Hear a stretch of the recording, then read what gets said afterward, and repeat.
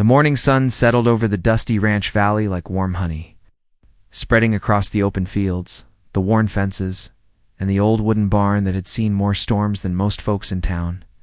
It was the kind of day when the wind carried both secrets and promises. And for many in the old American frontier, quiet mornings often meant trouble was waiting just around the bend. That was exactly what the young woman felt when she stepped off the wagon and faced the ranch gates for the first time. Nothing but a simple job was what she came for, but life out here had its own plans. And it never warned anyone before changing everything. She clutched her small canvas bag, trying not to stare at the tall ranch owner standing by the porch. The man had broad shoulders, sun-touched skin, and the steady look of someone who had spent more years with cattle than people. His name was Iron Walker, known across the valley as the rancher who rebuilt everything from ashes after losing nearly all he loved. Folks whispered about him in every saloon and trading post, calling him stern but fair, distant but honorable. Some said he carried a storm inside him. Others said he carried scars he never let anyone see. She didn't know any of that. All she knew was that she needed work. She needed safety. And she needed a place where no one would look at her the way her past did. Iron stepped forward, expression calm, voice low. "You must be here for the housekeeping job." She nodded. "Yes, sir. If you still need someone?" He studied her for a moment, and she felt her heart tremble. Not because he was imposing, but because, in his eyes, there was something strangely gentle, something she didn't expect from a ranch legend. But before she could make sense of it, his attention shifted to something behind her. A wagon had rolled in earlier, carrying supplies for the ranch, and near the porch stood a massive wooden crate. Older than both of them, and heavy enough that two men struggled to move it. Iron sighed. "I was trying to get this inside before the heat rises. It's too big for me to lift alone." She looked at the crate. "Do you need me to fetch someone from the barn?" Iron shook his head, rolling up his sleeves. "No, just need your help steadying it." He glanced at her, then nodded toward the crate. "It's too big. Just sit on top of it." Her breath caught as she blinked at him. For a heartbeat, the whole world paused. The words hung in the air like a misplaced spark. He seemed confused by her expression until he realized how it sounded. A slow, warm grin tugged at the corner of his mouth, a rare sight, she suspected. It softened the sharp lines of his face and made the hardened ranch owner look unexpectedly human. "I meant the crate," he said. "If you sit on it, it won't tilt while I lift the other side?" She felt her cheeks warm as she gave a small nod. The misunderstanding was simple, innocent, but the moment shifted something in the air. They both felt it, though neither dared speak of it. She climbed onto the crate, brushing the dust off her skirt as Iron positioned himself at the other end. The ranch yard was quiet, except for the distant call of cattle and the soft whistle of wind weaving through the corral posts. Iron lifted the crate with a low grunt, muscles tightening as he dragged it inch by inch toward the porch. She held her balance, gripping the edge as the ancient wood creaked beneath her. For a moment, she felt strangely safe there, oddly connected to this place she barely knew. "You're lighter than I expected," Iron muttered. Half teasing, half focused. "Is that supposed to be a compliment?" she asked, surprising even herself. He gave another faint smile. "Supposed to be the truth." It was a small exchange, but out here, where people measured their words as carefully as their bullets, small exchanges mattered. They planted something.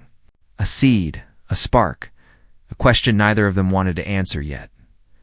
The crate finally reached the porch. Iron straightened, wiping his forehead with the back of his hand. She slid down, landing gently on the wooden planks. For a second, their eyes met without the filter of nervousness or misunderstanding. There was a quiet tension in the space between them, something that felt like a warning and an invitation at the same time, before either could look away. A distant shout cut through the moment. Iron snapped his head toward the open fields. A rider was approaching fast, dust rising behind the galloping horse. That alone wasn't unusual in frontier towns. But the urgency in the rider's posture sent a cold breath through the warm morning. Iron's expression hardened into the guarded mask the town knew well. "Stay here," he said, his voice lower now. Carrying a protective edge she hadn't expected, the rider pulled up sharply in front of the porch. Almost stumbling off the horse, Iron the man gasped, "You need to come quick. Something's happened at the north line." Iron narrowed his eyes. "What kind of something?" The rider hesitated, glancing at the young woman as if unsure whether he should speak in front of her. Iron stepped closer. "Out with it." The rider swallowed. "We found tracks. Fresh ones. And they weren't made by cattle or ranch hands. Someone crossed into your land during the night, and the trail leads straight to the canyon." A heavy silence settled, thicker than dust and twice as cold. The canyon folks didn't say that word lightly. It was a place carved by storms and shadows, a place where rustlers hid and secrets vanished. A place known for one thing: trouble. Iron's jaw tensed. He turned to her, the softness gone from his eyes, replaced with something fierce and determined. "You're new here," he said quietly. "You don't know what that means yet, but you will. This land isn't peaceful. Not always." She felt her pulse quicken, fear brushing against curiosity. Is someone in danger? Iron didn't answer right away. He looked toward the open fields again, as if the wind carried a warning only he could hear. Then, in a voice steady as the ground beneath them, he said, "Everyone is. When the tracks lead to the canyon..." The rider shifted uneasily. "What do you want us to do?" Iron took a slow breath, one that seemed to anchor his heart before he spoke. "Get the men. No one rides alone today." Then he met her gaze again, something unspoken passing between them. Something that said she had stepped into more than a job, more than a quiet ranch life. Something that said her arrival might not have been chance at all. He motioned toward the house. "Stay inside. Lock the doors. Don't open them for anyone until I come back." She nodded slowly, but her mind raced. The heavy crate, the misunderstanding, the warm smile that flickered across his face. It all felt like a small beginning compared to whatever storm was gathering. Now as Iron saddled his horse and rode out with the others, the wind shifted again, carrying a strange mix of dust and destiny across the ranch. She stood in the doorway, watching the riders disappear toward the canyon, feeling deep in her bones that this moment, this morning, and this man were about to change her life in ways she could not yet imagine. And as the last silhouette of the riders vanished beyond the ridge, something else caught her eye near the barn. Footprints small, fresh, and headed straight toward the house. The footprints near the barn pulled her forward. Before her mind fully caught up with what she was doing, they were small enough to belong to a child, but the strange part was how lightly they pressed into the dust, as if whoever made them moved with unusual care.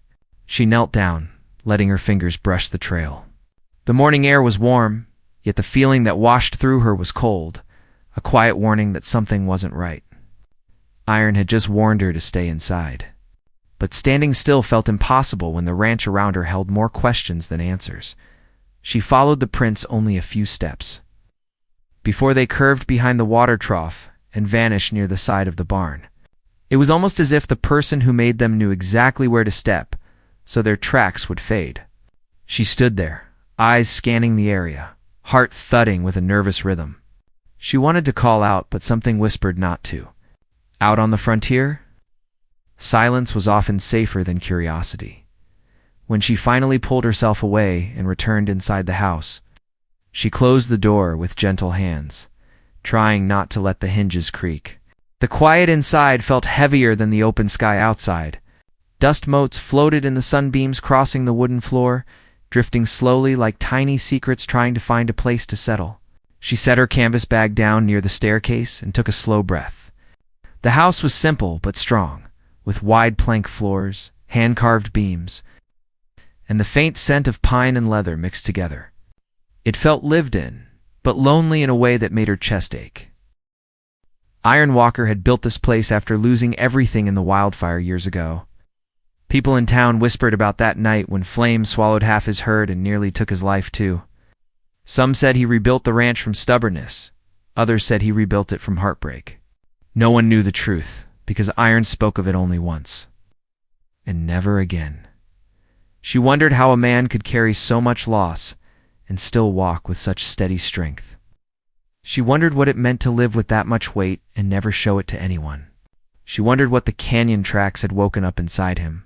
The clock on the wall ticked slowly, marking time she couldn't measure properly. Every sound outside made her pause, listening for approaching hooves or shouting riders. But all she heard was the breath of the wind pushing against the windows. To distract herself, she began exploring the house. The main room was lined with shelves filled with old books, worn tools, and framed sketches of horses and landscapes. Some were faded, their colors washed out from sun and time. One drawing in particular caught her attention. It showed a young boy, maybe 8 or 9, riding a spirited horse while Iron stood behind him. Holding the reins with a protective grip, she felt something twist inside her chest. Iron Walker had a family once. Maybe he still did in some hidden way the town never spoke about. Whatever the truth was, that picture explained something about the man she had met this morning. The quiet strength, the stillness in his eyes, the shadows he carried. As she traced the frame with her fingertips, something clattered upstairs. Her heart froze. She turned slowly, listening. There was nothing for a moment. Then another soft sound, like a piece of furniture shifting or a small object falling. The footprints, the house, someone was inside. She instinctively reached for the poker near the fireplace, gripping it tightly though her hands trembled. She took slow, careful steps toward the staircase, her breath thin and controlled. Every sound felt magnified, from the creak of the wooden steps to her own heartbeat pressing against her ribs. At the top of the stairs, the hallway stretched out with doors on either side. The third door was slightly open, even though she was certain Iron had left them all closed. The air felt colder there, as if something unseen lingered just beyond her reach. She pushed the door open. The room was small and neatly arranged. Likely a guest room, or perhaps a child's room long ago. A rocking chair sat near the window, and the breeze nudged it gently, making it sway with a soft squeak. On the floor near the bed was a wooden toy. A small, carved horse, lying on its side, like it had been dropped in haste. She stepped closer and picked it up. The craftsmanship was delicate, the edges smooth and carefully shaped. Someone had spent time making it, someone who cared.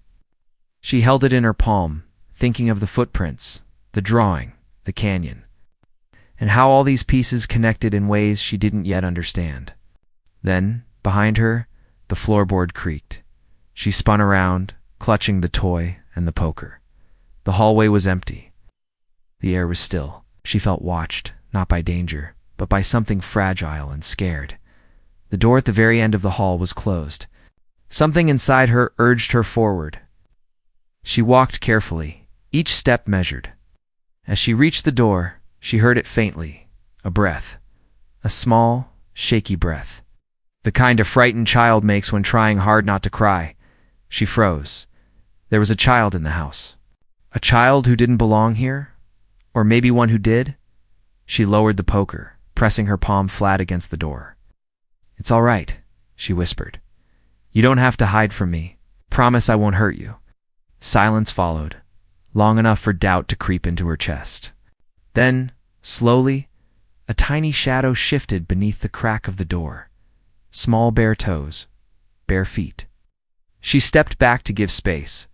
The doorknob turned ever so slightly, but before it opened, a thundering sound erupted from outside.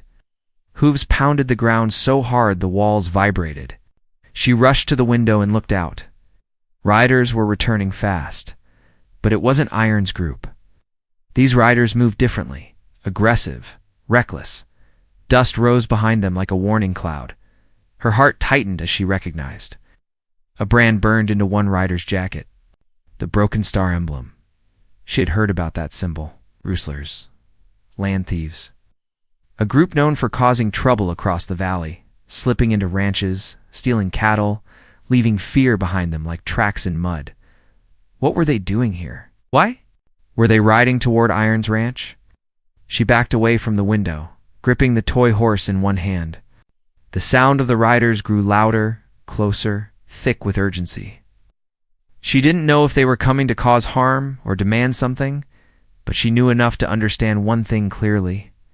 Danger was no longer at the canyon. It was at the ranch, right in front of her. She turned back toward the hallway, but the door of the last room was now open just a crack. Not wide enough to see the child, but wide enough for one fragile brown eye to peek out. Fear lived in that eye, but something else too. Recognition. The child knew Iron, and the child was hiding from the riders outside. She held up the toy horse with a gentle hand. "I think this belongs to you." The door opened an inch more, but before either of them could move, the pounding of boots echoed on the porch, followed by harsh voices yelling orders. The wrong kind of voices, kind that didn't care about rules or boundaries. She heard one of them shout for the door to be opened. The child flinched. Her pulse hammered. Iron was still miles away at the canyon, and she was alone in the house. With a frightened child, a gang of rustlers outside, and no way to know what they wanted or how far they were willing to go. The door rattled again as someone kicked it hard. She grabbed the child's hand, pulling them close, and as the third kick struck the wood with a violent crack, she realized one truth with absolute certainty. Nothing that happened this morning had been a coincidence. Everything was connected. The crate, the footprints, the canyon tracks, the child hiding upstairs, and the rustlers forcing their way to the door. Something far bigger, far darker, and far more dangerous was unfolding around her, and she didn't know. Yet that Iron Walker had seen the same broken star emblem carved into the dirt at the canyon. The door shook again under a heavy boot, the wood groaning like it was ready to split. She pulled the child closer, feeling their small fingers tighten around her hand. The rustlers outside were shouting, ordering whoever was inside to open up, their voices sharp with impatience. She glanced around the room, searching for any place to hide. Any corner that could shield a frightened child from men who carried trouble the way others carried dust on their boots. The closet was too small, the window too visible, and the bed frame too low to offer comfort. The only chance was the narrow space between the dresser and the wall. She knelt and guided the child into it, whispering, "Stay quiet, don't move." The child nodded, eyes wide and scared, their breath catching in a soft tremble. The door downstairs crashed open. She backed toward the bedroom entrance, heart pounding so loudly it felt like footsteps inside her chest. Heavy boots thudded against the floorboards downstairs. Voices barked orders. Something was knocked to the ground. She prayed the child would not make a sound. She pressed herself behind the door, hoping the angle would give her a moment to react if the men came up. More boots approached.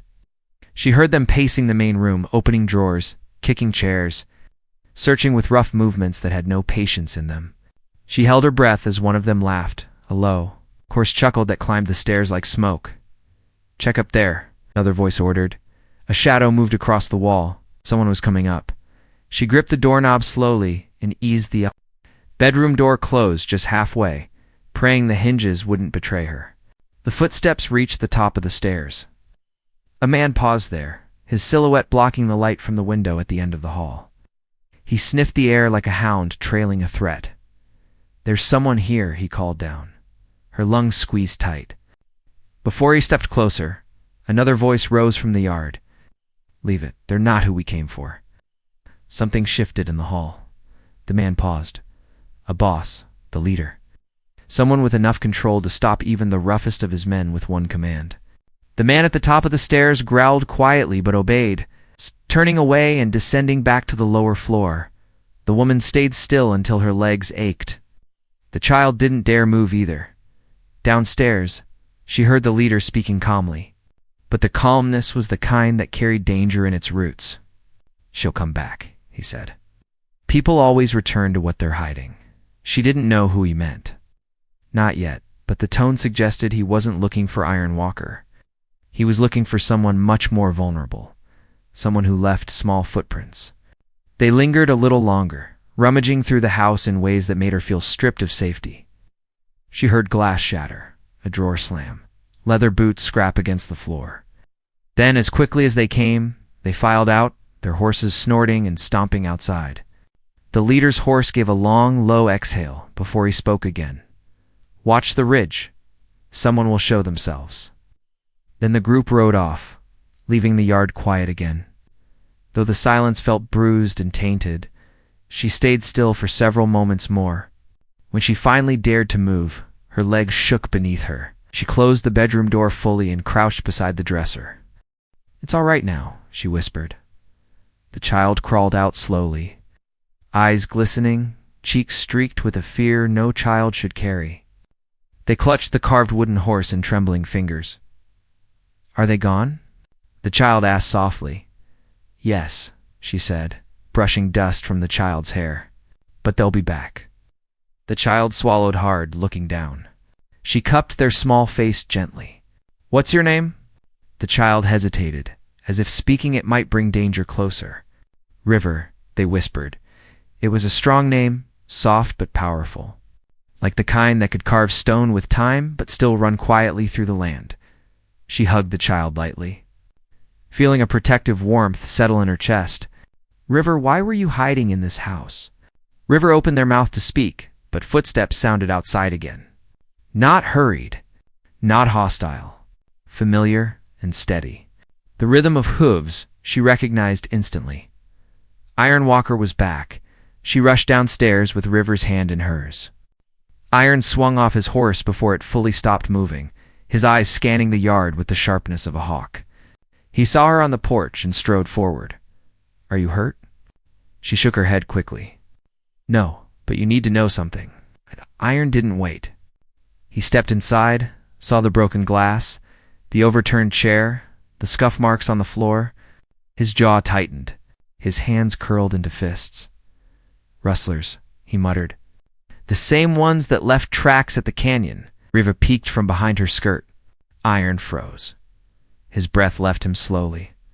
His posture shifted. Something deep in his eyes cracked open, as if seeing River awaken to truth he had buried. "River," he said softly, "what are you doing here?" The woman looked between them. The recognition in Iron's voice was unmistakable. River wasn't a stranger. Not to him. River stepped out from behind her, gripping the toy horse.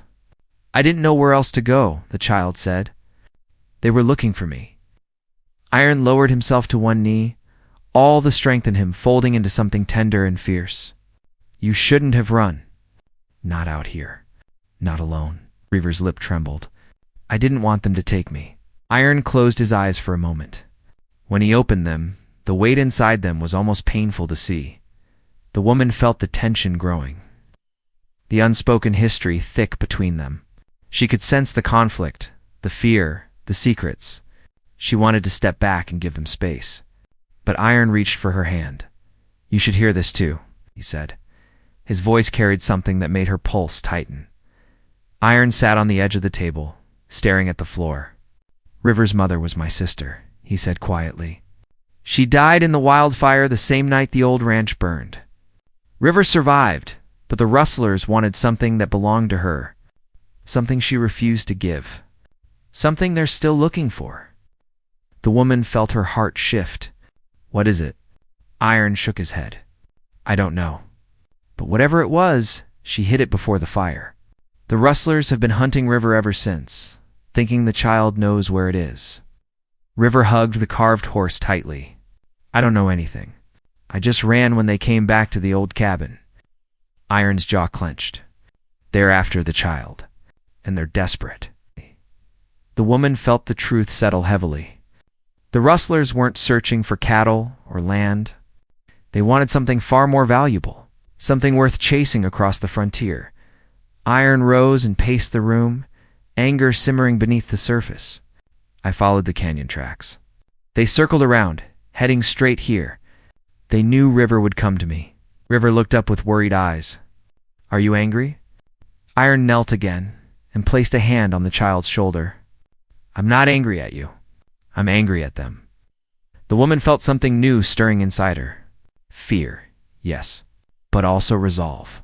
She couldn't turn away from this now. She was part of it, whether she chose to be or not.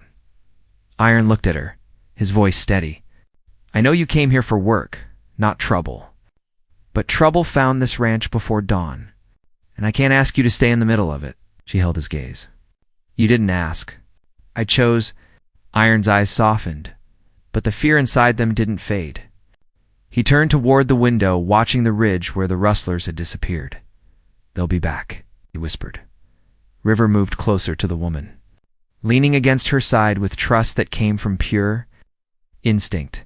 The woman wrapped her arm around the child and stared out the window too, her heartbeat matching the restless wind. If the rustlers wanted something hidden in River's past, then the ranch was no longer just a home. It was the center of a storm waiting to break, and none of them knew what River's mother had hidden, why she hid it, or why the rustlers believed it was worth spilling blood over. But one thing was certain: the conflict had only just begun. Iron Walker didn't sleep that night. Neither did she. The ranch house felt different once the lamps dimmed and the silence settled. It wasn't peaceful silence. It was the kind that pricked the skin, the kind that made every creak and distant animal call feel like a warning. River slept curled up between two quilts on the small cot Iron brought into the main room. But even in sleep, the child's brow stayed tight with worry. She watched the gentle rise and fall of River's breath and felt a protective pull stronger than anything she expected. Iron stood near the window, staring into the dark fields. His silhouette looked carved from stone, but she could see the weight he carried. He had kept the world away from this ranch for years. Now danger was coming straight at his door because of secrets left behind by someone he loved. "You think they'll return tonight?" she asked quietly. Iron didn't turn. "They might. Rustlers don't waste time when they're chasing something they think is valuable." She stepped closer. "But we don't even know what River's mother hid." Iron nodded slowly. "That's what scares me. It means they know something we don't." The wind rattled the window frame, and she startled slightly. Iron noticed. He softened, just a fraction. "You don't have to stay here through this. I already told you," she replied. "I'm not leaving River, or you." Iron's eyes met hers in the dim light. A quiet understanding passed between them, steady and strong. Before she could say anything more, a distant sound broke the stillness. A faint metallic clang. Then another. Iron stiffened. Gate latch. He blew out the oil lamp and signaled her to stay behind him. Her breathing slowed as Iron moved silently to the door and peeked outside. The moonlight cast pale shadows across the yard. At first, everything looked untouched. But then she saw it. A figure crouched near the far fence line, trying to clip something to the wood. Iron grabbed his rifle from the corner. Not to shoot, but to warn. He pushed the door open just enough to step onto the porch. "I see you," he called, voice echoing through the night. "Stand up." The figure froze. Then slowly, a tall man rose, hands raised. "No need for trouble," he said. "I'm not one of them." Iron kept the rifle pointed steady. "Then state your name." "Stone Calder," the man replied. "I'm from the trading post east of the canyon. I came to warn you." She exchanged a look with Iron. Stone Calder was a name the townsfolk mentioned sometimes. A drifter, but not the dangerous sort. A man who wandered with news and sometimes horses for trade. Iron took a step forward. "Why come at night?" "Because the rustlers patrol during the day now," Stone said. "They're watching your land. They know River is here." River stirred in their sleep at the sound of their name, letting out a soft whimper. Iron lowered the rifle but didn't relax. "How do you know?" Stone approached slowly, stopping several feet from the porch. "Because they're camped in the canyon. And I overheard their leader talking. They're planning to take the child tonight or at dawn. They want whatever that woman hid before she died." Iron's grip tightened. "Do they know what it is?" Stone shook his head. "No, but they think River does." She stepped forward, unable to stop herself. "But River said they don't know anything." Stone's face hardened. "Rustlers won't believe the word of a child. They believe fear can loosen tongues." Iron stepped down from the porch, getting close enough to Stone to meet his eyes. "Why tell us? What do you get from this?" Stone didn't flinch. "Your sister saved my life once. I owe her a debt no man can pay back with coin." Something in Iron's expression cracked for a moment. Grief and gratitude mingled in his eyes. The rustlers won't attack until they think you're asleep, Stone said. But they're nearby. Listening, waiting. Iron nodded slowly. Then I won't give them what they want. He turned to her, voice firm. Pack what you can. Wake River, we're leaving. Her heart skipped. Where will we go? Iron looked toward the dark ridge, to the one place they won't follow. The old mine above the canyon? Stone frowned. That place collapsed years ago. Iron shook his head. Not the main shaft. There's a back path only my family knew about. If River's mother hid something, she would have hidden it there. The woman felt a chill run through her. You think whatever she hid is at the mine? I think that's where we'll find answers. River woke up as she gently shook their shoulder. The child rubbed their eyes, looking confused and frightened. We're going somewhere? She knelt beside them. Yes, somewhere safe. River clutched her shirt tightly. They'll find us. Not if we move now, she whispered, brushing their hair back. And not if we stay together. Iron and Stone prepared the horses, fastening saddlebags quickly and quietly. The moonlight made every shadow look longer, sharper. River stood beside her, gripping the carved horse like it was a key instead of a toy. Iron lifted River onto one horse, then turned to her. Ride with me. Stone will keep watch behind us. She nodded and climbed up behind Iron, holding onto him as he guided the horse through the narrow trail behind the barn. The night air was cold, but Iron's steady presence grounded her. They rode in silence. The sound of hooves muffled by dry grass and soft earth. The land stretched wide and dark around them. It felt like stepping into the unknown, guided only by instinct and trust. Halfway toward the ridge, Stone hissed sharply. Iron pulled the horse to a stop. She felt her heart drop as Stone pointed behind them. On a distant hill, several silhouettes appeared against the moon. Riders following. Iron's jaw tensed. They're tracking us faster than I thought. River trembled in the saddle. Iron leaned back slightly to reassure her. Hold tight. I won't let anything happen to you. He pressed his heels into the horse, pushing forward at a faster pace. The trail narrowed, hugging the ridge with a steep drop on one side and jagged rocks on the other. The rustlers gained ground, their torches flickering like angry signals in the dark. Stone rode behind them, shouting warnings. They're splitting up.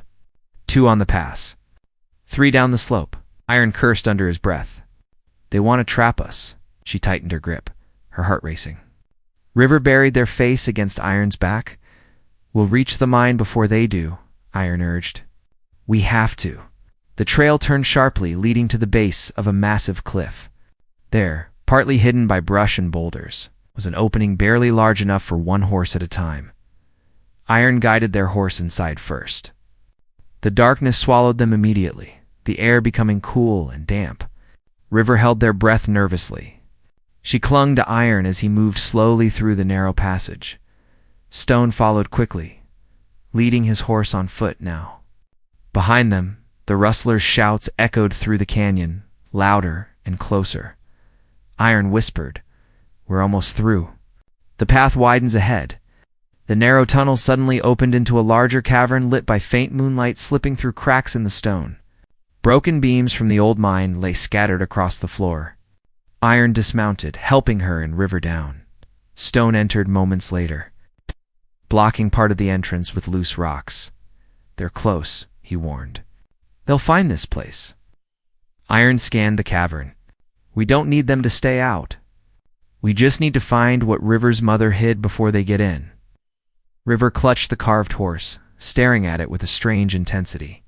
Mama said when the time came, I would know where to look. She knelt beside River. Do you feel anything now? River looked around the cavern, then toward a dark corner where the mine beams had collapsed. Something pulled them forward. Slowly, the child stepped toward it, lifting the wooden horse. This was hers, River whispered. She carved it for me. She said it would lead me. Stone grabbed Iron's arm. The rustlers are here. The woman felt her pulse spike. Footsteps and voices echoed from the narrow passage. Iron positioned himself between them and the entrance. Ready. The rustlers were closing in. The hidden truth was only steps away. and everything was building toward a moment none of them could escape. River stood in front of the collapsed mine beams. The carved wooden horse held tight in their small hands. The faint moonlight slipping through cracks in the cavern's ceiling made the dust sparkle around the child, as if the past itself was waking up to guide them. Iron stayed between the entrance and the cavern, shielding them with his strong, steady presence. Stone pressed his back against the wall, ready to act if danger burst through. And she stood beside River, heart pounding, praying this moment would give the child the strength they needed. "Mama said this toy belonged to the truth," River whispered. Iron's voice softened. "Then trust it, little one. Trust her." The child knelt and ran their fingers along the lowest beam, feeling each groove the way someone feels a memory instead of wood. Suddenly, River's hands stopped above a smooth spot that didn't match the rough surface around it. They pushed lightly. A small wooden compartment slid open beneath the beam. Iron inhaled sharply, emotions flickering across his face. River reached inside and pulled out a metal container no bigger than a notebook. Dust coated it like an old secret that waited too long to be found. She knelt with River. "What do you think it is?" River didn't answer. Instead, they held it out to Iron. The rancher took it slowly, hands trembling. For years, he had carried the unanswered question of what his sister died protecting. This was the first time he held something that could change everything. But footsteps echoed down the narrow passage before he could open. The rustlers had found the entrance. Iron motioned them all back behind the fallen beams, pushing River gently behind him. "Stay low," he whispered. "No matter what happens." The rustlers' lantern light flickered against the cavern wall as they entered. Their leader stepped forward with a calmness that chilled the air. His voice carried a smug confidence. "Walker, I knew the canyon would bring us back together." Iron stepped into the open. "This ends now. You won't touch River," the leader smirked. "That child is the key. Their mama hid what belonged to us. It never belonged to you," Iron snapped. The man tilted his head. "Maybe, but I'm the one who paid your sister for it, and she took my coin, then burned the trail. Without that map, we lose the biggest treasure in the territory." Treasure. The word hit her like a blow. The metal container now felt heavier, more dangerous, more powerful. Stone stepped out beside Iron. "You're outnumbered," he warned. "Maybe," the rustler leader said. "But we're not scared of shadows. Hand over the child, and we'll leave you breathing." Iron tightened his grip on the container. "You won't get anything from this family." River pressed their face into her side, trembling. She wrapped her arms around the child, whispering soft words to keep their fear from swallowing them. Stone moved closer to the rustlers. "You think Walker's alone in this canyon? Riders from the trading post are on their way. They know you raided a ranch." The leader's eyes flickered with the first sign of hesitation. Iron reached behind him and took River's hand. "You're not taking this child, or this map, or anything that belongs to my family," the leader snarled. "Then you die with it." As he lunged forward, Stone tackled the nearest rustler. The cavern erupted into chaos. Iron shielded River and swung his rifle like a club, knocking one man off his feet. She grabbed a fallen beam and pushed it between River and danger. The rustler leader shoved Iron against the wall, snarling into his face. "Your sister should have handed it over." Iron shoved back with all the force of a man who had nothing left to lose. "And you should have left her alone." They grappled near the cavern's edge, fists hitting stone and dust rising like smoke. The leader grabbed Iron's throat, pushing him toward a broken support beam. But before Iron could be pinned, River stepped forward with the carved horse held high. The child struck the leader's arm. The moment of shock made him loosen his hold. Iron seized the chance, twisted free, and knocked the man to the ground.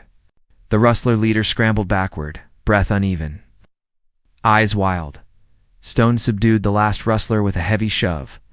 Leaving only the leader conscious, Iron grabbed him by the collar. "It ends tonight." The leader spit dust in hatred. "You'll regret crossing us." "No," Iron said. "I regret nothing that protects my family." Stone tied the man's hands with rope. The rustlers, beaten and breathless, could only glare with defeat as the cavern quieted again. Outside, faint hoofbeats signaled Stone's riders approaching. Reinforcements reached the mine, and the remaining rustlers were dragged out for justice. The threat that stalked River's life finally broke apart under the weight of truth and courage. Inside the cavern, Iron turned to River with a softness that trembled at the edges. "You saved me, just like your mama saved others." River leaned against him with a tired but relieved sigh. She felt her own eyes sting watching it. Stone wiped his forehead. "We need to know what's inside that container." Iron nodded, opening the rusted latch. The lid creaked, revealing folded parchment sealed in wax. He unfolded it slowly, revealing a map drawn by careful hands. Marked with symbols and valleys leading to a hidden area far beyond the canyon, Stone stared quietly. "This is the Lost Pass." The one explorer said held untouched land and water. No wonder they wanted it. Iron traced a symbol near the middle. This was her dream. Not to give treasure to thieves, but to protect a place meant for those who needed a new beginning, River whispered. "Mama told me stories about a green valley." Iron closed the container. "She didn't die hiding gold. She died protecting hope." The words sank deep into all of them. They hiked back to the ranch at dawn, the sky stretching in soft colors across the horizon. The tension of the night slowly faded, replaced by the warmth of a new beginning. River rode with her, resting against her chest with a peacefulness they hadn't felt in years. Iron rode beside them, watching the land with renewed eyes, as if the memories of his sister rode with him in the gentle morning light. When they reached the ranch house, Iron lifted River down from the saddle. The child wrapped both arms around his neck. Iron hugged back with a tenderness rarely seen from a man who built so many walls. Stone prepared to leave, but she stepped toward him. "Thank you. You saved us." Stone gave a modest nod. "I owed your family, and I keep my debts clean." Iron clapped a hand on Stone's shoulder. "You always have a place here." Stone smiled faintly and rode off, leaving the three of them standing in the quiet yard of the ranch. River tugged Iron's sleeve. "What will we do now?" Iron looked at her, then at River, then at the wide open sky stretching over their land. "We build something new," he said. "Together." As she felt her breath catch. Iron's words weren't rushed or unsure. They were steady, rooted, like the man himself. River reached for her hand. "Can we stay here?" "All of us." She looked at Iron. His answer was already in his eyes. "This ranch has room," he said softly. "And so do I." A warmth spread through her chest. She squeezed River's hand and stepped closer to Iron. The morning sun rose over the ranch, casting golden light over the fences, the barn, the dust, and the hope shaping itself into a new beginning. River laughed for the first time. A clear, bright sound that made the whole land feel lighter. Iron smiled, watching the child run through the yard with the carved horse held high. The woman touched the porch railing, letting the warmth of the wood settle beneath her palm. Here, in this old American land of storms and secrets, they had found something stronger than fear. They found family. They found a future. And as Iron walked toward her, the morning glow lighting his face, she felt it deep in her heart. Everything had changed for the better, and the ranch, once hollow with silence, was finally alive again.